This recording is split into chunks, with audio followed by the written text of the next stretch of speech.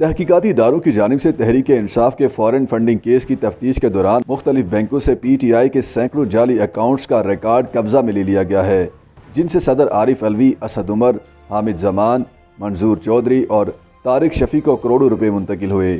ان میں سے کچھ بینک اکاؤنٹس مقامی کمپنیوں اور دینی ٹرسٹ کے نام پر کھولے گئے تھے، مگر اصل میں ساری رقم عمران خان کی سیاست کے لیے استعمال ہوئی۔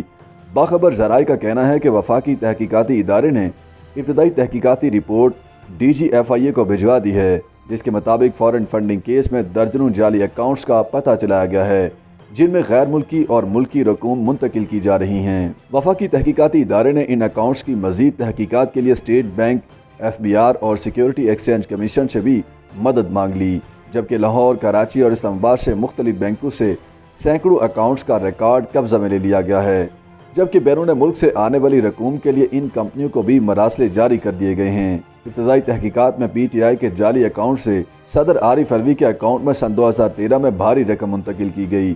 معلوم ہوا ہے کہ صدر عارف علوی نے یہ اکاؤنٹ سینٹرل فائنانس بورڈ کی منظوری کے بغیر اوپن کروایا اور اسی اکاؤنٹ سے پی ٹی آئی رہنما فیصل وابڈہ کو بھی رقم منتقل کی گئی، جبکہ پی ٹی آئی کو فنڈنگ کرنے والی مقامی کمپنی بھی جعلی نکلی۔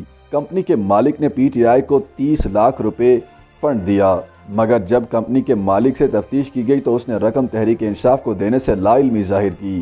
اس کے علاوہ 13 مزید مقامی کمپنیوں نے بھی پی ٹی آئی کو فنڈنگ کی، جس کی تفصیل حاصل کر لی گئی ہے۔ اسلام آباد کے ایک بینک اکاؤنٹ سے اسد عمر کو بھی لاکھوں روپے منتقل ہوئے، جبکہ اسی اکاؤنٹ سے پی ٹی آئی کو وٹن کرکٹ لمیٹڈ دبئی سے 13 لاکھ امریکی ڈالرز منتقل ہونے کا سراغ بھی مل گیا ہے۔ تحقیقات کے مطابق پی ٹی آئی لاہور کو ایک اکاؤنٹ سے دینی ٹرسٹ کے نام پر 25 لاکھ روپے کی رقم منتقلی سامنے آئی۔ بعد ازاں یہ رقم سیلاب زدگان کی بحالی کے نام پر نکلوائی گئی، مگر اصل میں یہ سیاسی مقاصد کے لیے استعمال کی گئی۔ کچھ ایسا ہی معاملہ پی ٹی آئی کے دیگر بینک اکاؤنٹس کے ساتھ بھی تھا۔ ان الزامات کے دستاویزی ثبوت حاصل کرنے کے بعد وفاقی تحقیقاتی ادارے نے تحریک انصاف سے تعلق رکھنے والے عمران خان کے قریبی ساتھیوں طارق شفیع، حامد زمان اور منظور چودھری کو طلبی کے نوٹس جاری کر دیے ہیں۔ اس کے علاوہ عمران خان کے قریب سمجھے جانے والے طارق شفیع کا نام امیگریشن سٹاپ لسٹ میں ڈال دیا گیا ہے اور وہ اب بیرون ملک سفر نہیں کر سکیں گے۔ یاد رہے کہ الیکشن کمیشن آف پاکستان نے عمران خان کے خلاف فارن فنڈنگ کیس کی بنیاد پر دائر کردہ نااہلی ریفرنس کی سماعت 31 اگست کے لیے مقرر کر رکھی ہے۔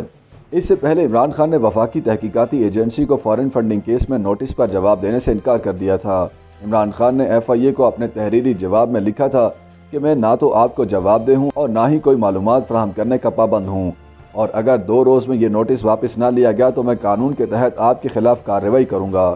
پہلے چوری اور پھر سینہ زوری کے مصداق عمران خان نے کہا کہ میرے پارٹی اکاؤنٹس کی تفصیلات اور دستاویزات طلب کرنا ایف آئی اے کا کام نہیں، کیونکہ الیکشن کمیشن نے کوئی فیصلہ نہیں دیا بلکہ سیک رپورٹ جاری کی ہے۔ ویسے بھی ایف آئی اے کے پاس پولیٹیکل پارٹیز آرڈر سن 2002 کے تحت کسی سیاسی جماعت کے خلاف کارروائی کرنے کا اختیار نہیں۔ اس کے علاوہ پی ٹی آئی کو جاری کیا گیا notice F I a act سے بھی متصادم ہے۔